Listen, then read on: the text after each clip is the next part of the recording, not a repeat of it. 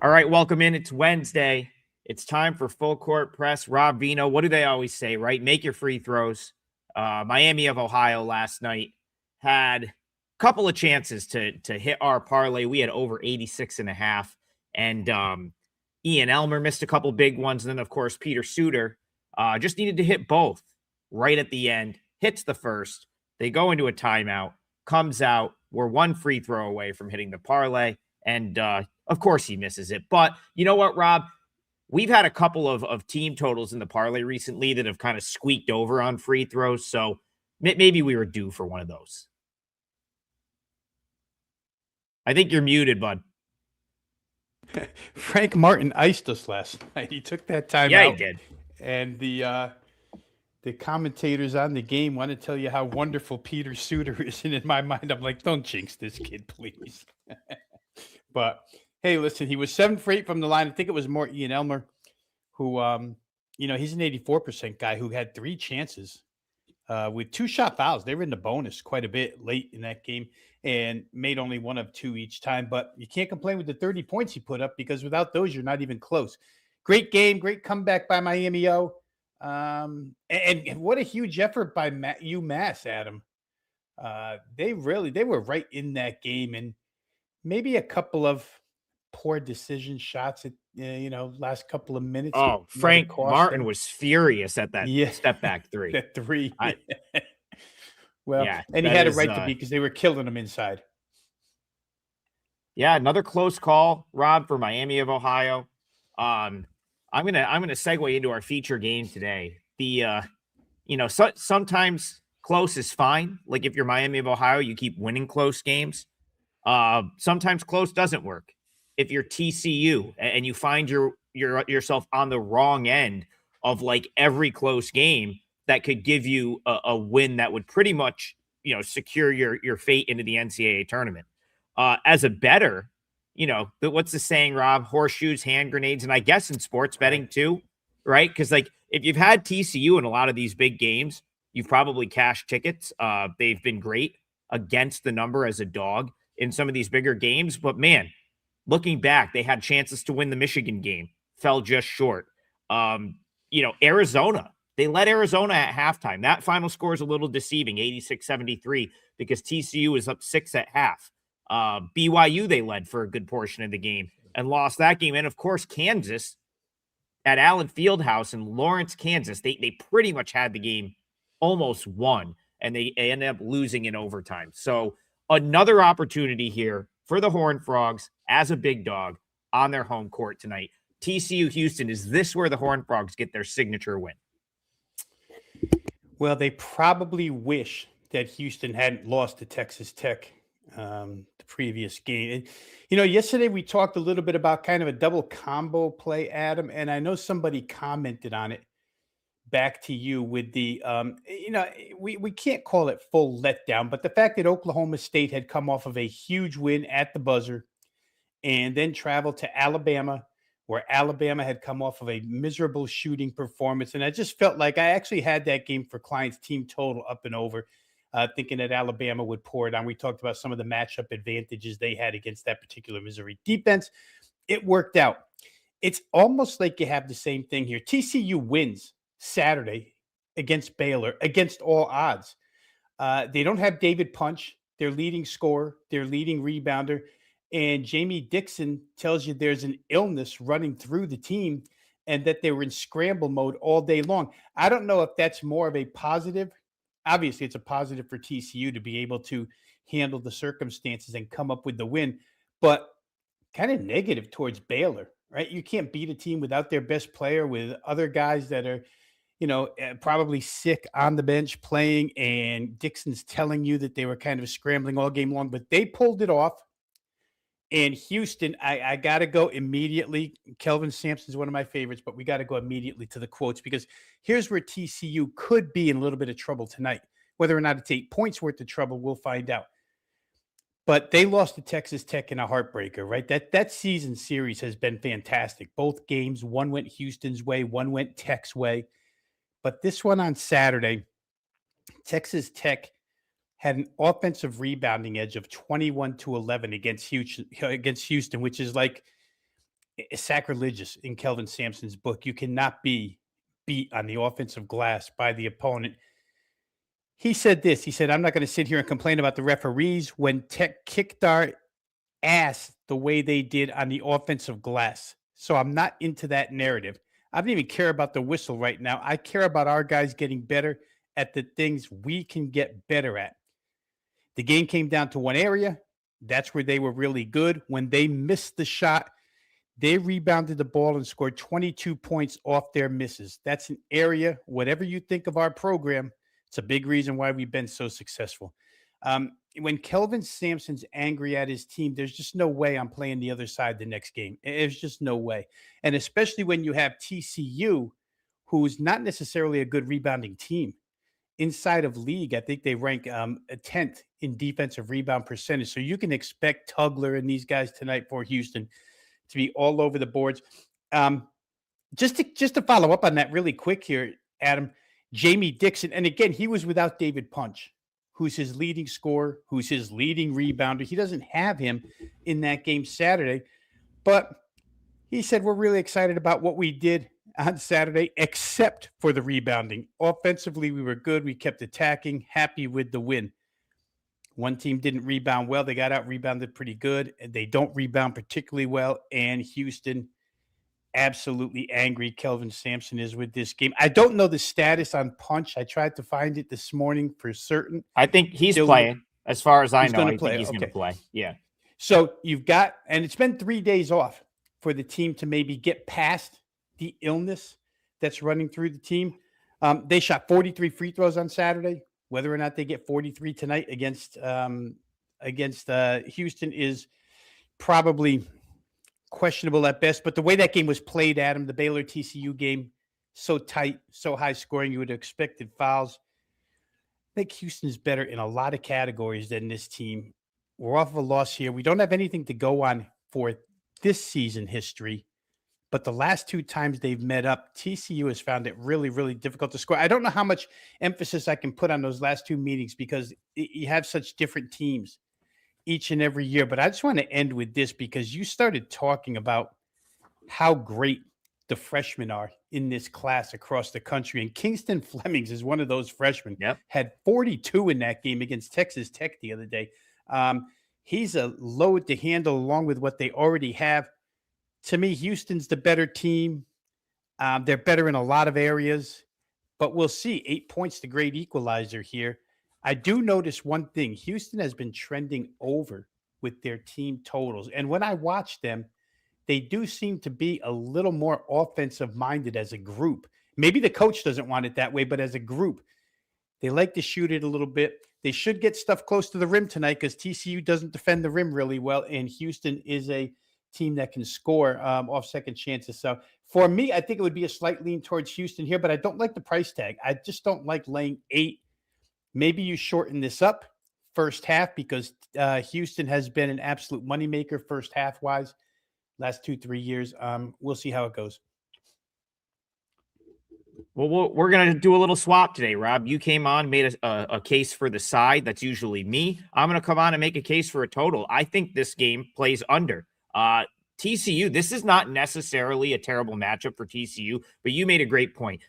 It's a bad matchup against Houston anytime they come off of a bad defensive game and a bad rebounding game. And they played one of the worst granted, you got to tip your cap a little bit to Texas Tech being a really good team and a really good offense, but that was still one of the statistically the worst defensive games Houston has had in the past couple of years, right? In terms of like points per possession. And then you talked about Sampson at the end of the game, talking about getting crushed on the boards and just being overall not happy with the effort for defense and rebounding. Ultimately, what cost them that game, because as you also pointed out, they scored plenty. The offense was fine. Things that are going to be tough for TCU in this game, like I really feel like TCU needs to force turnovers. As you said, like they're not going to be able to totally keep Houston away from the rim. So the way that the way that TCU, I feel like, has given some of these teams like Michigan and Florida and some of the better teams they've played on their schedule trouble is really tight defense on the perimeter, the ability to force turnovers. And Rob Bino, no one turns it over less in college basketball. They're the Houston Cougars, number 1 in the country, 8.1 turnovers a game. That's the lowest mark in the country. They also move the ball incredibly well. Assist to turnover ratio is top 10. And so, like, if you're Houston, I do think you're like equipped to sort of move the ball, in and out of the TCU pressure, not turn it over. And it feels like if you could take care of the basketball against TCU and get into your offense, that there's points to be had there for Houston. But TCU listen, they're at home. They play insanely hard. There is some merit to that, I think. Like, I think they're going to scratch and claw, which definitely is something that, like, helps the under. And then on the other side, let's not totally write off the fact that Houston could just wipe them out. Like, if Houston's totally focused here and Sampson does what he does and gets to his team and is just like, hey, that defense and that rebounding effort was unacceptable and we need to be better here, this could be one of those games where Houston's holding TCU to 20 points in the first half, right? Like that, we've seen that so many times from Houston when they just come out and straight up demoralize a team, hold them under 30, and suddenly they've got control of the game. And now you're looking at a second half where TCU can't force a turnover, and suddenly, you're getting lulled to sleep by a Houston team that's fantastic defensively, that's not going to probably give you many, second chances. And that's not going to give you many turnovers in open play, right? There's very little of that when you play against Houston, the steal that turns into a bucket on the other end. So for me, this is an under. And it's not like I'm not a great totals handicapper. I don't play many of them, but you could not get me to play an over in this game between these two teams, this magnitude, knowing that every possession really, really matters for TCU here. And the way that they tend to get up for these games tells me that, like, they're not going to be okay with just getting run out of their own building. So I'll take the under here, Rob. Yeah, and just earlier I had said, Adam, that the last couple of times they've played, Houston's won. One was at the end of 2024, I think, maybe in the Big 12 in the Big 12 tournament. But point to that is, in those two games, TCU scored 45 and 46. And I said I don't want to place a lot of emphasis on that because teams change; they evolve so quickly in modern day college hoop. But it could be where Jamie Dixon just hasn't been able to figure out or have the personnel to go up against a Houston team. That's pretty bad, 45 and 46 in back-to-back matchups, whether they be one from 2 years ago, one from a year ago, or whenever. It could just be a matchup. I want to ask you one thing, because you did go on, I'm not going to call it a rant, but a little bit of a fired up here. A lot of caffeine so far this morning, Rob. Well, and I'm going to point to yesterday. I'm pissed. I was up late watching UNLV get destroyed last night. So I'm all ready to go this morning. Well, yesterday you started bringing up the March Madness point about how we're going to hear a lot of Ken Palm rankings, teams that rank inside of the top 25, et cetera, in certain categories. Houston, 15 in offensive efficiency, 7 in defensive efficiency, 6th best in the country at not turning it over, 4th best at turning teams over. They've got a ton of these numbers here that maybe sit them inside that grouping that we're going to hear an awful lot about from others the next couple of months. Yeah, it is. It's going to be a good one. 9 p.m. national TV. Certainly, we're getting to that part of the year, Rob Vino, where these big time home games, I will bump it an extra point for home court. Like once we get to like late January, February, that's not going to be an easy task to go in there and win. But Ocho says Houston back to regular scheduled programming, under and probably hitting their, first half. Ski Profits probably already got a Houston first half bet in after that. This is like the tailor-made spot for him to bet to bet first half for Houston in like a bounce back spot. We'll have to see if he's on that. I know he's done like extremely well with that angle the last couple of years. So going to be a good one. Big national TV game. Let's go to another big national TV game here, Rob. The chat is starting to throw opinions out on Georgia, Tennessee. Georgia, Tennessee. There's when you get this many games and then you start getting games moved from one day to another, you have to I had to second guess myself and make sure that the correct teams were playing. Because of course you and I talked about Texas, Georgia. We had similar colors on Saturday. I gave that one out on last call with you and Kelly in Vegas, and Texas ended up getting there in that game. Second half in that game, Texas really clamped down on the defensive end. Georgia started to, they really denied transition. You put Georgia, Rob, in that half-court offense, and you can beat this Georgia team. And what better team to do that than the Tennessee Vols right here? So I feel like if I liked Texas against Georgia, I kind of have to like Tennessee against Georgia here. What do you think about this one? Well, and I'll add to your case. We just saw Tennessee do the same exact thing to the same exact style.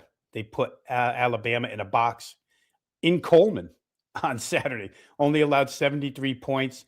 We saw what Bama can do offensively last night, but they were 6 for 26 in that game against Tennessee. So it's not rare or unique, but it's not all that often where you get to come back and play the same exact style within 3 days. So Tennessee, we know, is well equipped for this. And I don't know, like you said, that Georgia's equipped enough to handle it. Georgia wants open floor. I saw that game the other day with Georgia and against Texas, and they were up early and it was low scoring early, very low scoring. Nobody could make a shot, but Georgia held somewhat of a lead, 2-4 points, whatever. And then once Texas found the basket and started making shots, Georgia had no answers really offensively. They could not get anything to fall. They didn't get the same amount of clean looks that they get on a regular basis. And I'm with you. I don't know that they get it here. I know Rick Barnes, it just comes with reputation with this team, right? We just expect them to be top 3 defensive team every single year. And although they're good, they haven't been that to this point. Like, they haven't been consistent enough for me to just say Tennessee's one of the best defensive teams in the nation like we could in the past. But that game Saturday could have been the start of something here. We talk often about how these coaches work their teams. These good coaches work their teams into better performance as the season goes on. This could be the case with Tennessee. I have harped a little bit, and not recently, but a little while back, about how I thought maybe Jacoby Gillespie was in over his head at this level. Played Maryland last year, was okay, but surrounded by a ton of talent. Here again, surrounded by talent, but the best player on the team, Nate Amon, is a freshman. But Gillespie's been great, Adam. I think it's like 8 or 9 straight 20-plus games now, and he's shooting the 3 very well. So he's everything as advertised. I don't know. Tennessee's starting to look like a team that may not have a true weakness. Felix Akpara, obviously, been around a little bit, and they crashed the boards. I think you mentioned yesterday how good they are rebounding as a team, number 1 in the nation, offensive rebound percentage. So this is a tough matchup for Georgia. I guess it's a lot of explanation that I'm giving here as to why it's tough for Georgia in this game and should be advantageous to the Volunteers. I don't know that the schedule maker, the fact that they had to make it up, does anything to hinder Tennessee's pattern, but it's strange to me that Tennessee would open 1 and suddenly become a 1.5 point underdog after what we just saw and after what I just described here. To me, it's got to be Tennessee here. I don't know. I don't understand the money in this situation. Yeah, I mean, Rob, I was totally out on this Tennessee team. I remember it was a Tuesday night. I was out in Syracuse drinking beers, which I never ever do on a weeknight, but Syracuse had just knocked off Tennessee. We left the dome, we went to the bars, and I was texting you. I said, "Yeah, I'll be ready in the morning, but this Tennessee team sucks." I was out on Tennessee. I was like, they just got punched in the mouth by Cuse. They couldn't score on Cuse's defense. I said Gillespie can't play up. I was out on this Vols team for a while earlier this year, and I'm coming around on them. That was really impressive. Listen, I know Alabama was missing some guys over the weekend, but I've always been like a Bama depth guy, right? I never really like totally downgrade Alabama for having a guy or two out. And Tennessee was awesome on the boards. Defended, 6 for 26 from 3 for Bama. And like you said, it's a similar, like if you can do that to Alabama, theoretically, you should have success doing that for Georgia. And I think Tennessee's just upped the intensity over the last few weeks. The defense has been so much better. They look like a Rick Barnes Tennessee team that has been one of the good Tennessee teams during the Barnes tenure the last few years, the teams that get into the NCAA tournament and are dangerous. And that's what they've looked like the past couple of weeks. So For me, I could only play Tennessee here. Now, yes, you could theoretically have a letdown spot. You just got the huge win over Alabama. Now you get a turnaround. You're still on the road against Georgia. Georgia was up 7 in that game at halftime against Texas. So they really did play a good first half. Like I was sitting there watching that game and I was like, man, like I really thought Georgia was going to struggle. They go out, put up 37 points in the first half. But when Texas made those defensive adjustments in the second half, it was game over. It was quickly game over. Georgia couldn't do anything offensively, and that 7-point lead turned into a 20-point deficit rather quickly as the second half wore on. So I kind of trust Tennessee to do the same thing. I don't know if it will be to that magnitude where they go in and just blow Georgia out. But you want to talk about, like, this was they were a 2-point dog. I think I saw Colin in the chat said you could have got 2.5 a few minutes ago. I think this might be a little bit of a wrong team favored situation here. I just don't think Georgia is better than Tennessee at this point. And stylistically, this matchup does Georgia no favor. So lean Vols here for me.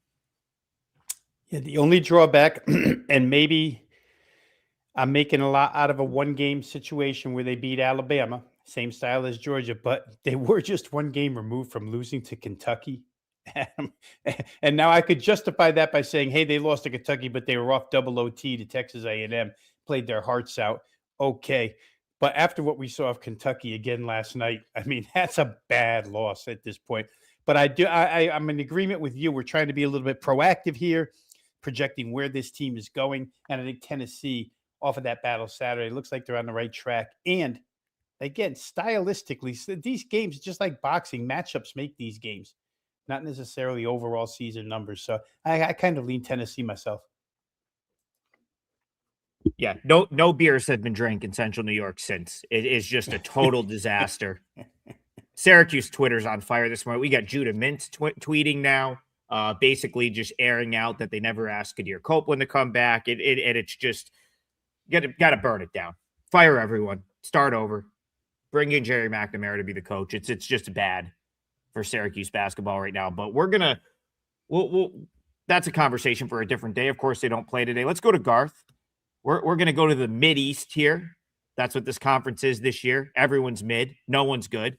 You could even say that UConn might, it's like the bad basketball might be rubbing off on UConn at this point, that they just have to play these like bad teams not bad. Bad is the wrong word. Mid is the perfect way to describe all of these teams, Rob Vino, because like, and here's as mid of a matchup as you're going to find.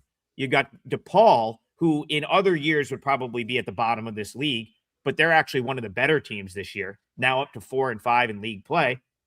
And then you have Georgetown, which to me has been a massive disappointment. Like they're flying under the radar, Rob, for one of the biggest disappointments in this league, because I really thought Ed Cooley like maybe had a squad this year and was going to surprise in this conference. And then you see how like bad some of the other teams in this league have been relative to expectations. Yet you pull up the standings, Rob Bino, and Georgetown is down there at 2-7 in league play. So this game becomes a bit of a mind F for me, right? Because it's like, I can't quite wrap my head around how Georgetown could be this bad.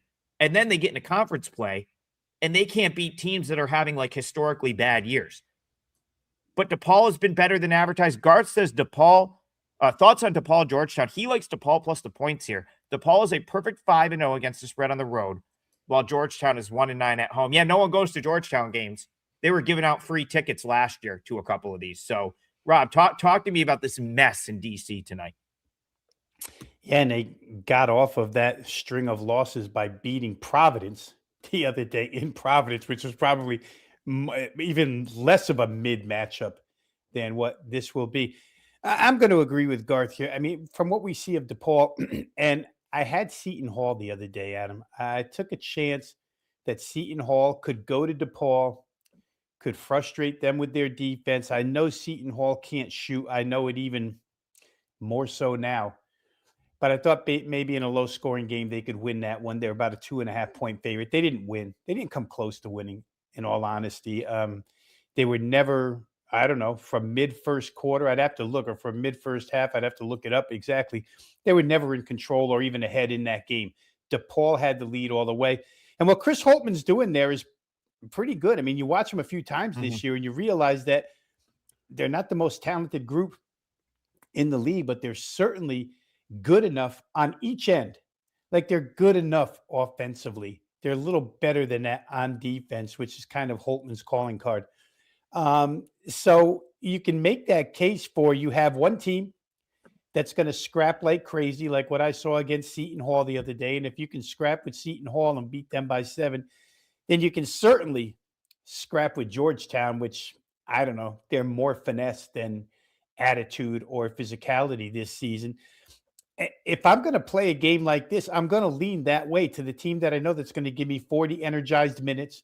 DePaul actually, here's what the best way to put it into a nutshell, Adam, is that DePaul actually, I think, confidence wise, mindset wise, actually is starting to think they're pretty good in this league. And when you Yeah. start to think you're pretty good, all of a sudden you become pretty good. And against the average talent level in this particular league, there's just no way I could play Georgetown, even though they did knock off Providence. It was just one of those who's going to get the ball last, who's going to make the last shot, 81-78, typical Providence type game.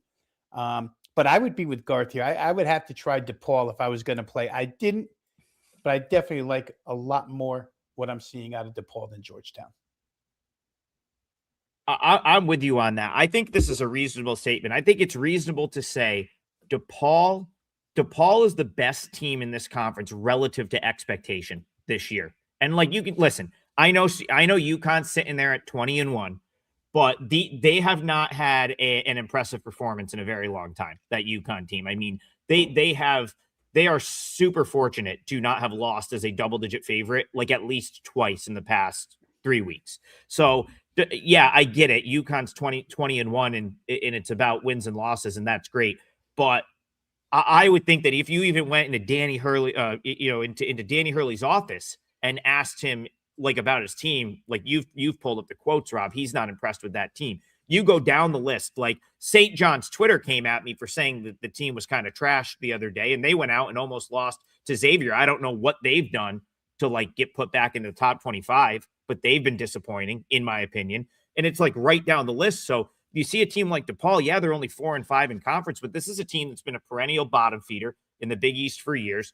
Holtman, like they're the one team that I think is like on the rise while everyone else is sort of falling. And then you've got like obviously the UConns and St. John's that are just getting by being like just a little bit better than the rest of the like the teams that aren't very good in this league. So I do think DePaul has flown under the radar to an extent because everyone's like, oh, well, the Big East is just bad, right? Like that's the statement that pretty much anyone's going to make about this league like this year. It's, oh, the Big East is bad. Well, that might be true, but DePaul has gone from a one in, most Big East years, Rob, it like in recent memory, DePaul would probably be like 1-9 in conference play right now. They're 4-5, and that's Holtman slowly, like finally changing the culture, I think, a little bit with this program. So yeah, I think they're the team in this league right now that I'm interested in backing.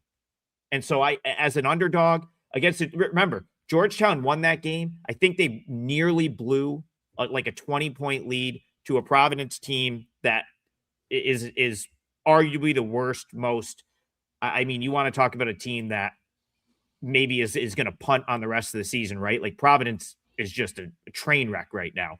And Georgetown nearly loses that game, has to put in a bunch of effort to fend off this crazy comeback from Providence. Yeah, I would not want any part of Georgetown as a favorite here. And they have 0 home court advantage, less than 0. They have no fan base anymore. And they play in an NBA arena in DC, and they have a hard time even getting it half full.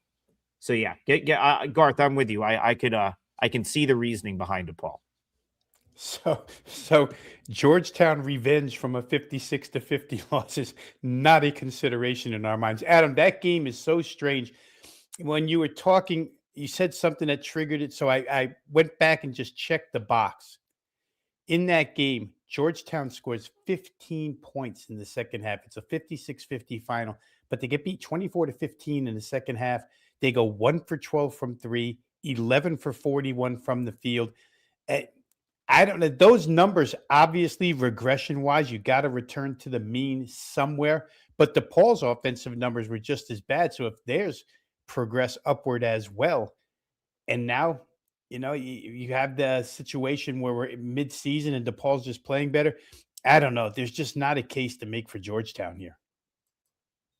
Yeah, the chat makes some interesting comments, that might be a so that was a I'm just going back to that. I think I had it a little bit backward. Georgetown was getting destroyed, and so they did need they didn't have to hold off a big lead. They came back and beat Providence over the weekend. That's right. They were down huge, but still 56 points in the second half. It still took a huge effort. I could see what Bayou and some of the folks are saying in the chat, that could be a season turner, if you will, to sort of get that, to win in that fashion, to snap a 6-game losing streak. But I don't know. I feel like I've seen this story a couple times in the Big East this year where it's like, oh, like this is the result that turns their season around. And then the next game, the team that won is just back to being, to disappointing. So I don't know. I don't know if I see it the same way.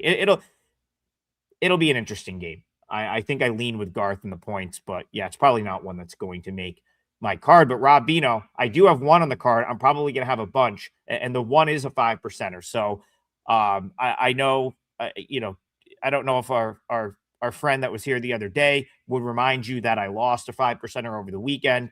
Yeah, it happens. I've actually had some bad luck on like the 5%ers. I got daggered by a buzzer beater 3 on one earlier this month, which was frustrating. But hey, went 2-1 last night. There's a spot that I absolutely love tonight, and so that's going to be a 5%er. You can get that on its own, but like when you start doing the math and you see what WagerTalk charges for the 5%er, you probably should just buy the package that gets you like 3 days every single play. Becomes a far less or much more cost effective is what I'm trying to say. So all of my plays, all of Rob's plays for the next 3 days, and if you get it today, you get the 5%er, which Rob Bino, some would say I'm due to win one. You can always look at it that way. Yeah, absolutely. Dude, that's the way we want to look at it, with some positivity around here. I looked it up this morning to make sure. Double the CBB firepower. I think I have this straight now. Double the CBB firepower is the package Adam's referring to. You can find it on either one of our pages. You can find it over at WagerTalk.com. Once again, 3 days, every selection that we get. And I'll just reiterate this, Adam. Well, I think what's great about the package, and I don't want to go ahead and try to sound so glowingly, but I think the beauty of the package is that I play a lot of totals. Adam plays a lot of sides. You get a really good mix of both. For the season since December the 1st, again, this is now a 7.5-week stretch, up over 42 units, almost 42 and a half units, playing small size wagers. So tonight is a night where Adam has a 5%er. And guys, I haven't had this except on a Saturday card. Half a dozen plays tonight. This board just looks really, really good. Tons of games tonight. We're getting into a spot in the season, which I would generally refer to as the sweet spot of the season, where you can pick out not only fundamental, but situational stuff. Now we've seen enough. We got a big enough sample size. So once again, if you're looking to purchase, like Adam says, hey, you could go all out for one play, or you could pay about $15 more and get 3 days worth of both of us. So double the CBB firepower, 3 days worth of all our CBB best bets at a low price of $59. All right, let's get back to it. Mad Max wants to go. He says he usually fades a team off a big win, but Texas and Auburn are both coming off big wins. So, Rob Bino, we're going to go back to the SEC. Which team do you think the line is inflated towards? Well, I don't know if it's really inflated towards either. I want to go up here and just get the current line, which is like finding a needle in a haystack today, Rob. Without it's the ability 693, 694. That's it. Kelly has trained us to come to the Saturday show ready with rotation numbers. It's like, she's like, I need the rotation numbers. So 693, 694. You're looking at Auburn about a 6.5 point favorite. So Texas on the road as an underdog. I guess what I'll throw to you here, Rob, is like, this was about what Texas was when I played them last week at Kentucky. I think I was getting 7. They covered that game. Failed to win, but they covered. I didn't think they played particularly well, which is why I went back to the well with Texas over the weekend in a game that they played really good in the second half and won. That being said, like, I look at Auburn right now, I like Auburn more than I like Kentucky right now. So from a line inflated standpoint, if I think Auburn is better than Kentucky, maybe the line, maybe Texas is the team that's getting a little more love because of like the recent, the cover and the win. I don't know. Like I think this might be a better matchup for Auburn. Maybe the line is right. What do you say about this one, Rob Vino? Well, I think if I'm just narrowing it down to where I think there could be an advantage for Auburn, A, obviously home floor. And B, I just think there's more offensive weaponry on the Auburn side when they're right. Like Pettiford can go off. Hall has shown to be able to go off. What interested me Saturday, Adam, inside the numbers, is that they held their own with Florida on the glass in that victory. And Florida, generally speaking, should have an edge on everybody with their front line. But Chinaloo did not dominate the way we've seen him dominate as far as rebounding is concerned. So the head coaching matchup here, Stephen Pearl, Sean Miller, really good. Sean Miller, obviously a ton of experience taking teams into venues like this. So I'd have to give him half a bonus point there. And then the game against Georgia isn't necessarily the same game that it will be against Auburn. Yes, Auburn will pick up pace for sure. And sometimes Auburn does get a little bit scrambled, hectic, throwing up shots that you got to call timeout and say, what are we doing here?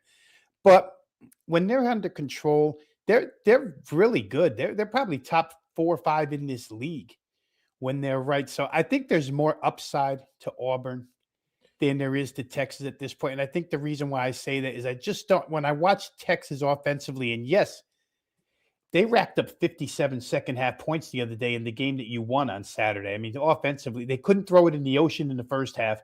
And then because Georgia plays at such pace and the game got away, they started getting a ton of shots and they made a ton of shots. But I don't know if that goes on the road with them here. So it's a really good offensive efficiency team. It's hard to argue with the overall numbers. But from what I see, I just think Auburn's the better offensive team at this point in time. And to me, that would be the separator. I'd probably take points. I got to be honest with you. I'd probably take points here because I think these teams are kind of that close. They're within 6.5, 7 points in my mind, no matter where they play the game. Rob Vino, I just double checked and had to make sure. My number on this is 6.35. So I came out pretty much right on the nose with what Vegas is at 6.5. I like Texas, like I've talked about this the last week or so. I did think that Sean Miller, we kind of had a good laugh about some of his quotes, and I said, man, that stretch where they beat Vandy and they beat Alabama really felt like it was the turning point of their season. We brought that up in the last handicap with Georgetown. Like maybe those wins were the turning point of Texas's season.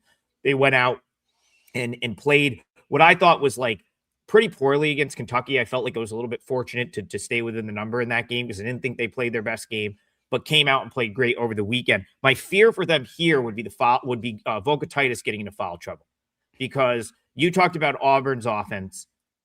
I think Texas might have a little bit of trouble defending that.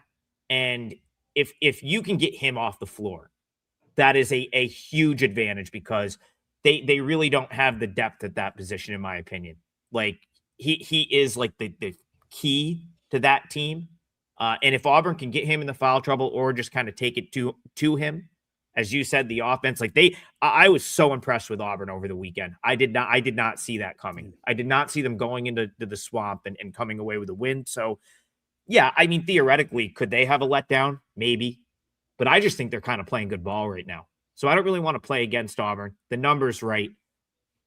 I wish I had more for you there. I think I would lean finding a way in with Auburn, whether that be like, see if they get off to a slow start, bet them live, see if they're down at halftime, bet them second half. My gut tells me Auburn wins this game. Maybe find something to pair it with that's in the same sort of ballpark. Yeah, my buddy Aaron Kidd was texting me. George Mason is a good parlay leg.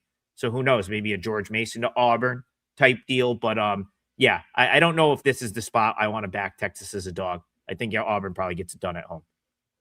Yeah, and let me just because again, I love talking these games out a little bit because you didn't jog my memory about Saturday with Kelly when I presented that Sean Miller quote. Exact words. We fouled the SHIT out of anybody. Yep. Auburn happens to be the second best team in SEC play this year in free throw rate. Again, Pettiford, Hall, these guys can get to the line. Texas, although they won Saturday, they lost the free throw attempt battle against Georgia by 13. Georgia got to the line 25 more times, and Texas only got there 12. If you're going to foul Auburn, and Sean Miller, I mean, again, I read the quotes. He tells you that's their biggest problem. They can't defend without fouling. And if that happens tonight, and especially in a game, if maybe they're behind and you get some extension, Auburn's not the worst free throw shooting team in the world. That's 75.5%. So, yeah, that could come up so clutch here, Adam. Again, when you zero in on these matchups and just think of the type of athletes that Auburn has offensively, you do wonder if Texas gets themselves into trouble with fouls tonight. Yeah, it'll be a good one. So many good games tonight, Rob. I mean, there, as you were saying, this is it's a ton of potential here. I'm going to have like more than just the 5%er. I probably have 10 that I'm giving serious consideration to, and I'll be like trying to pare down throughout the day. Aaron Pauling watches the show pretty much every day. He DM'd us last night and he said, "Hey guys, I may not be able to watch the show live tomorrow, but can you get one in for me?" And he doesn't request the games very often, so I said, "Yeah, I've 100% got you. We'll get yours into the show." So I want to go to the game that he requested last night. Rob, I'm going to let you kick this one off because this is right in your wheelhouse. He likes Valpo first half. So as a Belmont guy, I need to know if you co-sign that or if you think the Bruins are the right side in this first half or the game or the total, however you see in this one. Yeah, first thing we'll do is make sure we get the first half lineup. Full game, Belmont is 4.5 now, been bet down a little bit. But first half number, guys, bear with me. Like Adam says, these rotations are so long. And Kelly told us about a trick, Control F or something. I'm so technologically disadvantaged that I don't even know how to do Control F. Control F only works when you don't have 17 screens open and you're on that screen. So yeah. I mean, you can Control F, but like I've got like all this stuff open. It doesn't always work like that. Yeah, I know.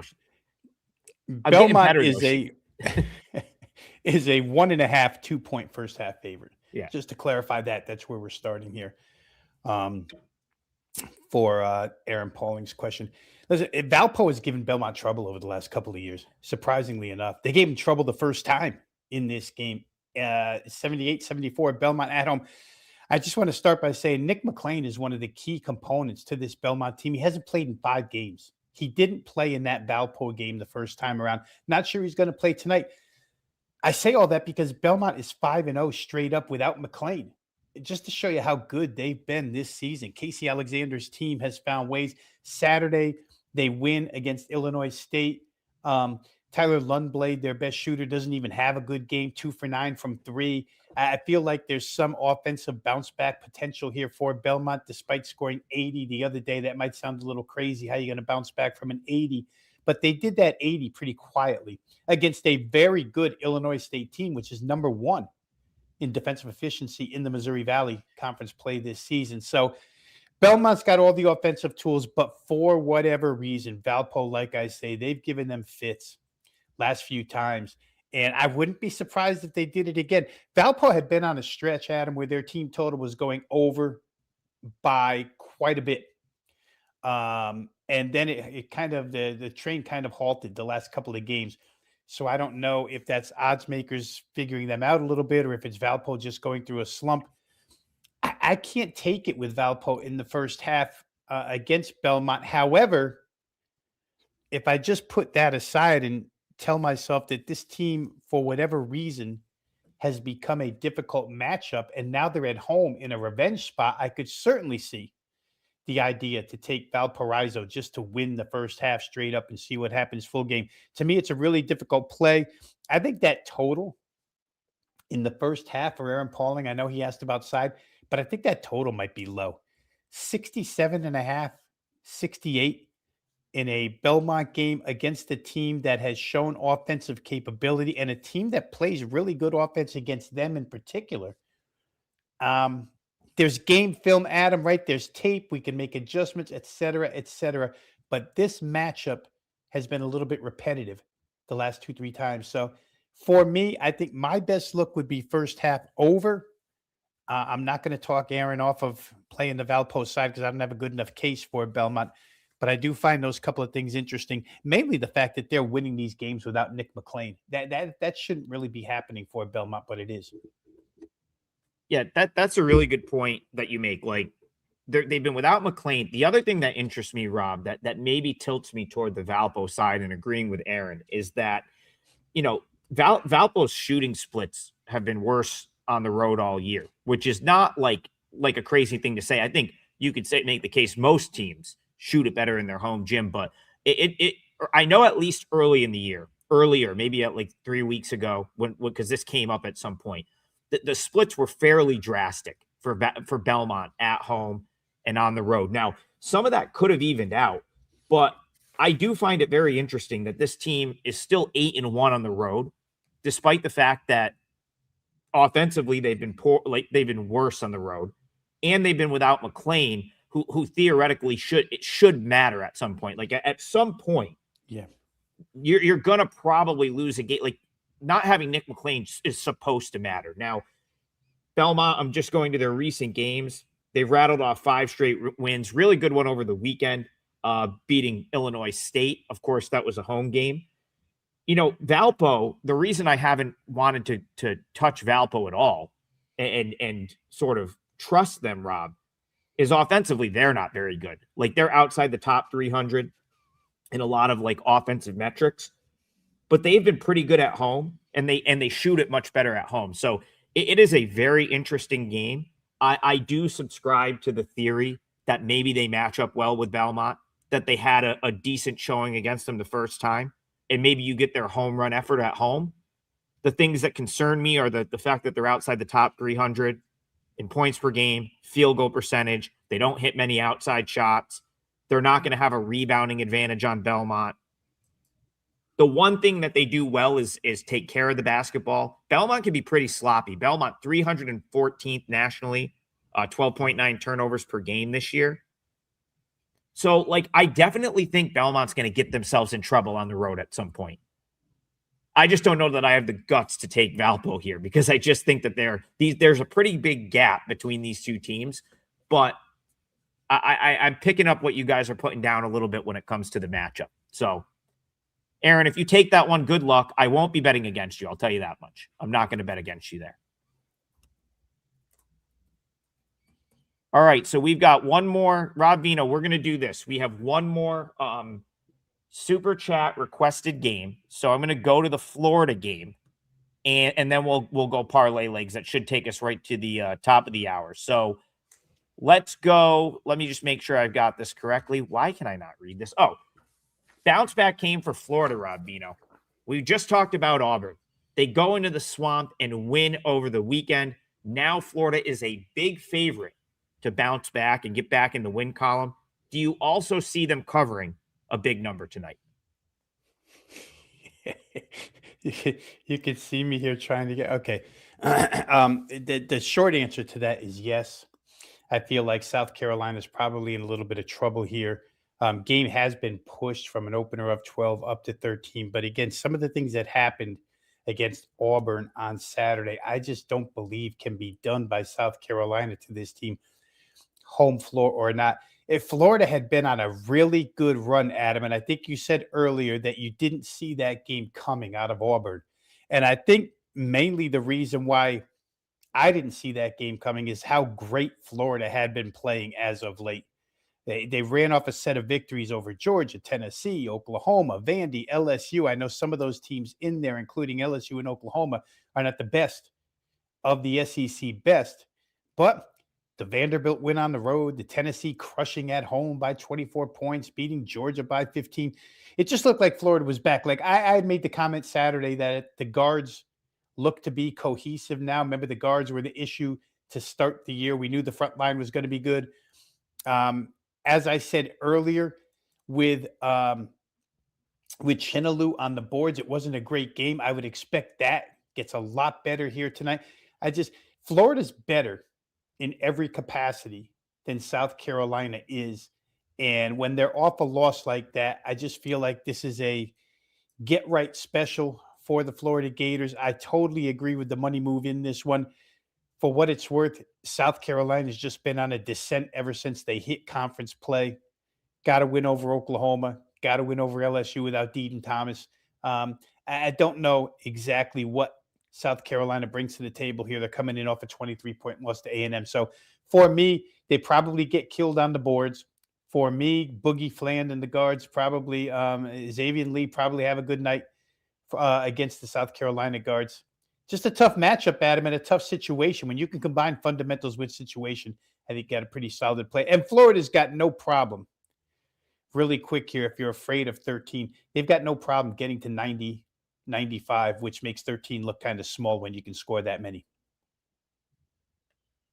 Yeah, it's a big number, but as I said, I was really starting to listen. Florida has been like incredibly efficient offensively this year, and that is with Xavier Lee and Boogie Fland struggling for like 2 months. So I always kind of, I think what's come up on the show a couple times. I know we talked about it after they beat Vandy and dropped 98 on the Commodores, and the game before put up 96. I think they were in a run of scoring 90 plus in 4 straight games. I know I said, man, like this team is pretty efficient offensively with Lee missing shots and with Bland missing shots. Imagine they ever come around a little bit. Imagine their backcourt ever really starts hitting shots and playing the way that they were expected to play this year. And that's essentially what they did for 5 games up until over the weekend when, they just got punched in the mouth a little bit by Auburn. But as we said, like that's an Auburn team that's played really good ball of late. And that's not this South Carolina team at all. I don't even think South Carolina, if Florida's having a bad day, is equipped to like withstand what the Florida front court is going to do. And then you throw in the fact that maybe the guards have a little bit of a bounce back game from the weekend. I'm with you, Rob. This one could get ugly quick. Like I would want no part of South Carolina here. I kind of think Florida probably bounces back. And Bayou makes a good point. If I don't know how to apply this really, but if you did like something like first half, second half, Bayou says the Gamecocks ain't covering early, they're not covering late. I kind of agree with that. If they get down big, I kind of think this one just becomes a 25-point beatdown at some point. Yeah, Todd Golden is not one of those coaches who's going to feel sorry for anybody last 5 minutes of a game. They're going to continue to extend margin. Adam, when you were scrolling right there, I just saw quick out of the corner of my eye, somebody had my parlay leg game up there. So let me get all right. to Yeah, it. we've already talked about mine, so we'll give your leg the full treatment. Who you got? All right. So tonight, generally speaking, 80% of the time on the show, I've usually had some form of total and mostly team total. But tonight, I'm going to go back. Aaron, right? Aaron Pauling is the one who asked about the Missouri Valley. Yes. And he asked in particular first half. And it just so happens that my play here is going to be first half. And it's going to be Miami of Florida, -4.5 against Stanford. I tried Saturday afternoon to play the Cal Stanford game over 145.5. I thought that was just extremely low. And it should have really got there, tell you the truth. It got to 143, but Stanford just went ice cold last 2-3 minutes. Now, you play that game based on Okori, in my part, thinking that the point guard could do enough damage. I think I made that comment with you and Kelly on Saturday. But what I'm noticing more and more is that the loss of Chisholm Akpara here is just too much for Stanford to overcome. Listen, they don't rebound well to begin with.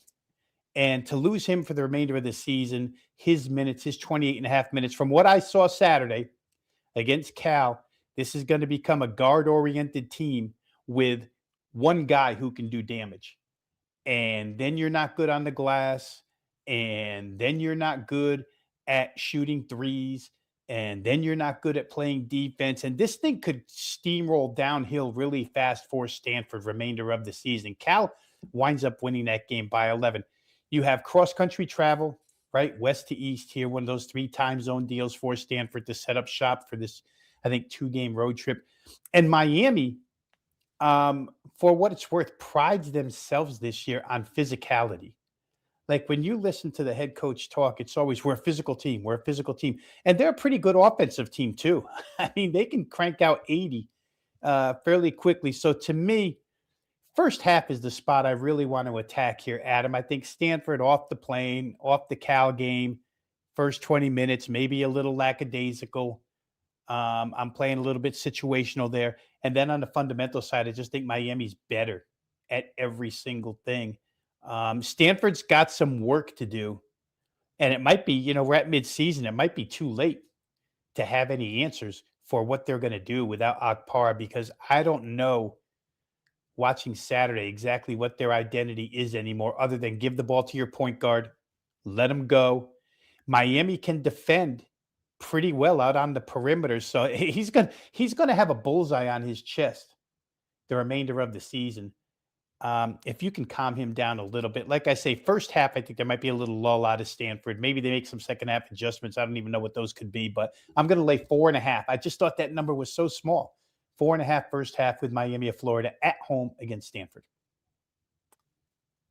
Yeah, Rob, I found this game to be very, very interesting. I went in looking to make a case for Stanford plus the points because I had a feeling that Stanford would come out, play some zone defense. Miami really isn't a great shooting team, and that is the way you beat them. But you talk about Okpara and the fact that he has not been there for now 3 games, and Stanford's interior defense really suffers without him. Their rim protection, and so I guess theoretically you could offset that a little bit by sitting in his zone and just hope Miami misses every shot. But if Miami can work their way into your zone a little bit, that is a big problem for Stanford. This Miami team, 10th nationally, 51.1% from the field. If they're able to get anywhere near the rim in this game, they might be able to score at will on Stanford. So that to me was easy enough for me to throw it out. Without Okpara, I just don't have much of an interest because again, even if Stanford does force Miami into some threes, Miami, really good rebounding team. Stanford outside the top 250 in total rebounds this year. So this might be a scenario where, maybe Miami misses some shots and then they're just cleaning up misses because Stanford really doesn't have much resistance on the rim. So, I threw it out because of Akpar not being there, but I think you could get me to come around to your, point of view here where without him and then you throw in cross-country travel, it could be a tough one for Stanford. I will be rooting for you because I want to hit the parlay. Of course, not going to have action in that game, but just the conversation itself, Rob, has pretty much talked me off of wanting anything to do with Stanford in this matchup. Well, then defensive free throw rate real quick here. Stanford puts teams in ACC play on the line. It's an 18-team league. They're 18th in defensive free throw rate. So any penetration by Miami could end up in points, whether they make a shot or not. And then, like you say, I just, after watching that game, I feel like they're going to get to the glass because they pride themselves on physicality against this Stanford team. So Miami gets to the line, 4th most in ACC play. Pretty good matchup there for them. We'll see how it goes. I need Miami by 5, Adam. We need Miami by 5 first half. So let's go get them. Yes, we do. And, Miami, for what they've looked a little disjointed against the zone at points in time this year, but they do move the ball. Their ball movement is relatively pretty good. And again, I didn't even really look at it from the standpoint, Rob, where they just need to get the ball up on the rim. And if it doesn't go in the first time, there's a good chance it's going in with just being bigger, stronger, more physical inside. And then Stanford really missing Okpara in this matchup. So I will be rooting for you on Miami. And I'm going to close the parlay out with the Tennessee Vols. The reason I'm going to use Tennessee, I think I may have missed the number to make it a client play. But, in a parlay, I really think Tennessee is just the better team in a matchup that suits them. What are we? Can we get +1 still? I guess it doesn't really matter. +1 or pick. What are you seeing for this? I think I see a little bit of both. I see in this write-in game. Yeah, I see a little bit of both. You're right. There's 1.5 picks, 1.5s. Yep. Some all right, ones. I guess we could go in split the difference. We'll split the difference. Tennessee +1 looks like it's out there quite a few places. So, yep. I would have loved to I would have loved to have that +2, +2.5 that seems to have evaporated. But again, I don't think it's going to matter. I think, Colin, shout out Colin. He says Trig's been seeing the SEC well too. Yeah, I swept in the SEC last night, Alabama and Arkansas, then took it on the chin out west. UNLV lost by 100. That was just a bad call. But yeah, we'll go back to the SEC for the parlay. We'll say Tennessee +1. BA Betts just jumped in with a donation, so appreciate you. Let's try to hit that parlay for BA and for everyone in the chat. I've got a 5%er later tonight. Rob and I have the joint package. It's 11, so we've got to go. But the parlay real quick, Miami first half -4.5, Tennessee full game +1. We'll see you guys back here. I think I'm going to be at a Starbucks tomorrow because your boy's hitting the road. But we'll be here to do a show tomorrow, 10 a.m. Eastern. We'll see you guys then.